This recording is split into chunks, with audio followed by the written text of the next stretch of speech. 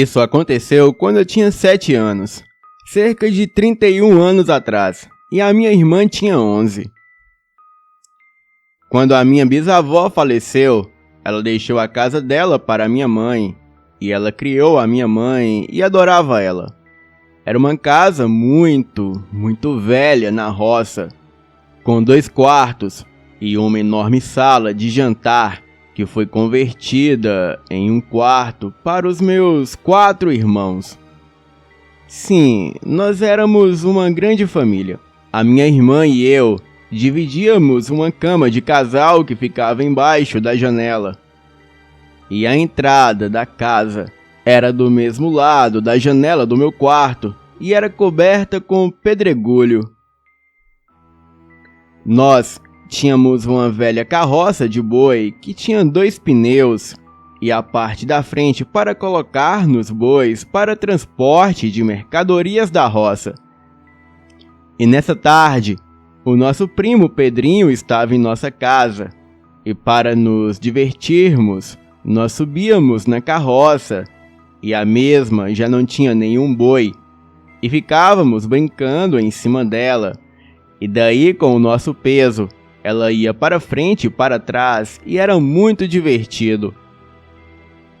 Até que a minha irmã comentou: "Poxa, bem que podia ter os bois na carroça para a gente dar uma voltinha." Então, o meu primo Pedrinho, de 13 anos, ele disse: "Essa carroça tá sem boi há muito tempo. Só se for o capeta que aparecer para puxar essa carroça." E depois da brincadeira, fomos jantar e depois pro quarto dormir. A minha irmã sempre me colocava do lado da janela na cama. E naquela época não tínhamos energia elétrica, mas como era lua cheia, dava para ver tudo lá fora. E também era verão, então todas as janelas estavam sempre abertas. E nessa noite, eu acordei com um som estranho. Eu não tinha certeza do que era, mas vinha do lado de fora da janela. E enquanto eu estava lá deitada, eu reconheci o som. Era a carroça sendo empurrada devagar para frente e para trás, próximo da minha janela.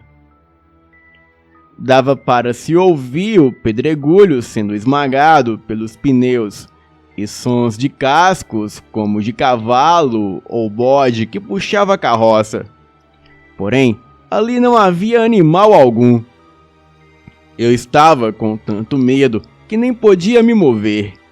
Eu nem sequer abri os olhos. O que era mais assustador era a janela, que estava escancarada. E eu sentia como se alguém fosse colocar a mão para dentro e logo em seguida me agarrar. Eu finalmente juntei coragem suficiente para beliscar a minha irmã para que ela acordasse. Ela estava dormindo tão pesado que levou 3 beliscões para acordar. E no terceiro, eu belisquei o mais forte que podia. E finalmente ela acordou e perguntou o que eu estava fazendo. Eu imediatamente falei para ela ficar em silêncio. Em um tom de voz muito baixo, eu falei para ela escutar. Eu abri os meus olhos para olhar para ela e tudo que eu pude ver foi o branco dos olhos dela. E meu Deus, eles estavam grandes. Ela me sussurrou que quando contasse até 3, nós iríamos correndo para o quarto da nossa mãe. E eu não me lembro se nós contamos até 3. Mas assim que eu senti ela se mover, eu pulei e nós 2 corremos. Mas enquanto corremos, nós escutamos uma gargalhada sinistra vindo lá de fora e uma forte bufada. Nós começamos a martelar a porta do quarto da minha mãe. E quando ela finalmente abriu, ela perguntou o que nós queríamos.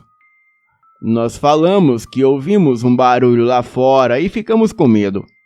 O meu padrasto se levantou e nós pulamos na cama deles. Nós estávamos tremendo e chorando. Nós contamos para eles o que tinha acontecido e o meu padrasto pegou um pedaço de madeira e correu lá para fora. E quando ele voltou, ele estava branco. E eu ouvi ele dizer para minha mãe que tinha um ser grande, vermelho de chifres negros e pernas de bode, empurrando a carroça para fora de nossa propriedade. Na manhã seguinte, nós não achamos a carroça no quintal.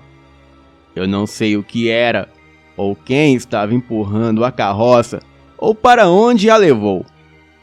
Mas é algo que eu jamais vou esquecer. Boa noite.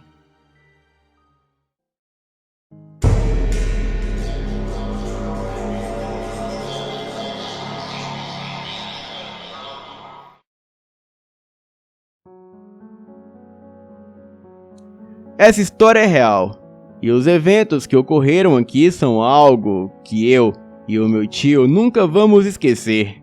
Atualmente, eu tenho 27 anos e essa história ocorreu quando eu tinha 19. O meu tio também tinha 19 na época. O meu tio e eu crescemos juntos no interior de Goiás, e eu não gostaria de dizer o exato local por razões pessoais. Nós morávamos a 2,5 km de um rio que passava pelo meio de uma floresta. E o único meio que se podia chegar no rio, no ponto onde nós sempre íamos, era a pé, ou por bicicleta, cavalo ou moto. Enquanto crescíamos, nós íamos quase todo dia para a floresta para pescar no rio. E depois de um tempo, nós começamos a acampar por lá também. E certo dia, nós dois estávamos esperando um amigo de fora da cidade aparecer. E esse amigo geralmente vinha nas tardes de sexta e passava o final de semana conosco. E eventualmente ele vinha acampar com a gente. Infelizmente, dessa vez ele não pôde vir. O meu tio e eu, então, fomos para a floresta, carregando os nossos equipamentos. Nós não fomos para o ponto da margem do rio que nós geralmente íamos desta vez. Porém, nós fomos um pouco mais adiante, cerca de meio quilômetro, só para dar uma mudança de cenário. E mais tarde naquela noite, nós nos arrependeríamos dessa decisão. Nós escolhemos aquele lugar porque era alto, cerca de 100 metros acima da margem do rio, e tinha a forma de uma ponta, e 3 dos seus lados desciam até o rio, onde ele fazia uma curva e deixava o lugar parecendo uma ilha, só com um lado sem estar cercado pela água. Então, tinha uma bela vista durante o dia. A noite começou como qualquer outra das nossas viagens de acampamento. Nós juntamos madeira o suficiente para a nossa fogueira ficar acesa a noite toda. E enquanto o sol se punha, nós nos sentamos e conversamos sobre várias coisas. Nós conversamos por horas, e era provavelmente entre 11 e meia-noite. E quando o inesperado começou a acontecer. Nós tínhamos acabado de nos deitar e estávamos nos enrolando nos nossos sacos de dormir, quando ouvimos um crack. Era como se alguém ou algum bicho tivesse quebrado um galho. Nós não demos muita importância para isso, e nós só imaginamos o que podia ser e começamos a nos arrumar para dormir de novo. E quando estávamos quase dormindo, ouvimos de novo aquele barulho. Esse tinha sido bem mais alto e um pouco mais perto do que o outro, e provavelmente 1/3 do caminho até a base de um dos lados que descia até o rio. Nós não nos preocupamos muito já que tínhamos uma escopeta calibre 12 conosco e bastante munição. Mas nem preciso dizer que nós não queríamos dormir naquele momento, porque se tinha algum bicho selvagem subindo na direção da gente, a última coisa que queríamos era estar dormindo. Nós dois nos levantamos e colocamos mais madeira na fogueira, e o meu tio iluminou com a lanterna todos os lados da descida, e atrás de nós não víamos nada. Decidimos conversar um pouco antes de tentar dormir, e meia hora se passou, e nós estávamos pensando em deitar novamente, quando ouvimos o que parecia ser passos de bode e os arbustos chacoalhando. Também escutamos uma bufada e notamos vários barulhos, como se fossem galhos se quebrando. Agora estava um pouco mais perto. Nós achamos que estava na metade do caminho da descida, e nós simplesmente ficamos ali parados, escutando e iluminando toda a nossa volta com a nossa lanterna. O som estava ficando cada vez mais alto e cada vez mais perto. Aquilo estava se movendo rapidamente e era tão barulhento quanto um cavalo. Parecia que estava dando a volta onde estávamos, e não só isso, mas estava ficando cada vez mais rápido e cada vez mais perto do nosso acampamento com cada volta que dava.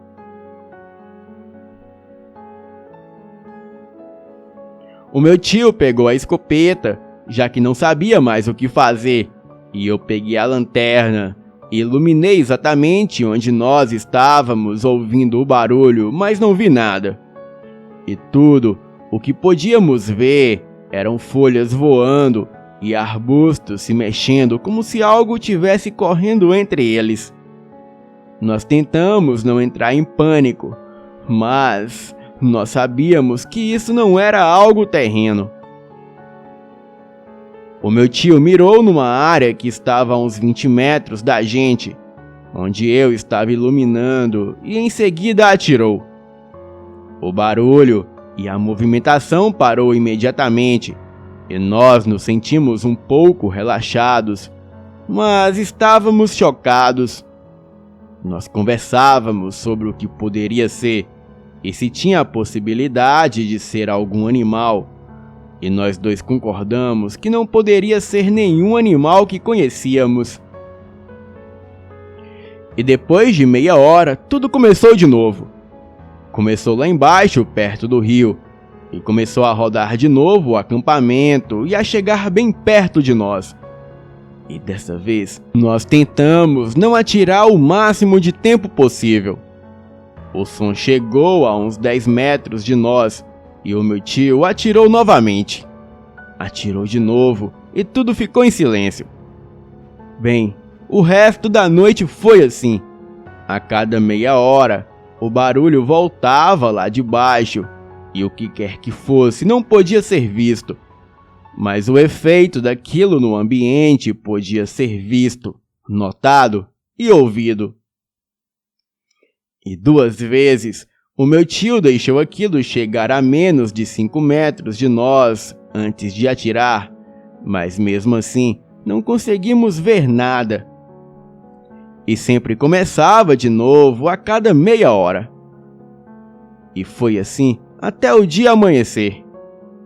Até hoje eu estou meio confuso, e nós contamos para várias pessoas sobre o que aconteceu, mas para saber realmente como foi, você tinha que estar lá. Nós não dormimos naquela noite, e também nunca mais voltamos naquele ponto da floresta. O meu tio e eu conversamos sobre isso de vez em quando, e entre nós dois e algumas pessoas que nós contamos o que aconteceu ali, aquele ponto da floresta ficou conhecido como o Ponto do Diabo. Eu gostaria de saber o que era que tinha lá, e a única coisa que nós comentamos sobre aquilo era que nós agradecemos por estar com uma arma. E nós sempre imaginamos o que poderia ter acontecido se tivéssemos apenas ficado sentado lá sem fazer nada. Agora, eu moro longe de onde isso aconteceu, mas eu planejo voltar para lá no ano que vem, e eu gostaria de mostrar para algum grupo de investigadores onde é aquele local. Bem, mas eu particularmente não passaria a noite lá. Boa noite.